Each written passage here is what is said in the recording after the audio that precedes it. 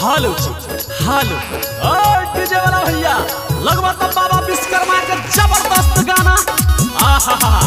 ओए वॉल्यूम बढ़ावा तो जाहो जाहो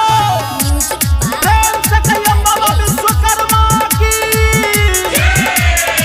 हो डीजे वाला डीजे पर लगाबो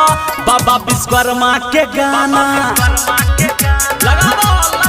हो डीजे वाला डीजे पर बजाबो बाबा विश्वकर्मा के गाना लगा के बाबा विश्वकर्मा के महिमा महान जानै छै सगरो दुनिया जहान हो वॉल्यूम के कनी और बढ़ाबो एना करो नै माना हो डीजे वाला डीजे पर लगाबो बाबा विश्वकर्मा के गाना लगाबो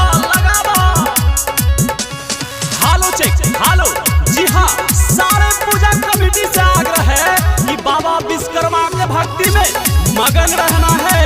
और शांति पूर्वक बाबा विश्वकर्मा का पूजा करना है। मोटर या गाड़ी से भर जता घर हो भजत तोहर डीजे के नाम अमर हो मोटर या गाड़ी से भर जता घर हो डीजे के नाम तोहर भजत अमर हो तू हो भजे भट बाबा के दीवाना एना करो नहीं माना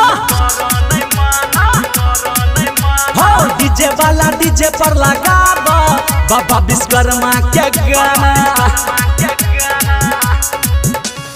हालो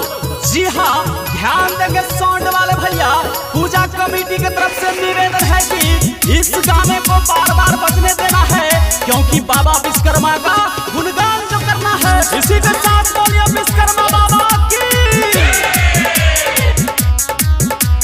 खिलल तोहर बिजनेस व्यवसाय हो गिनत थक बजे औता इतने पाई हो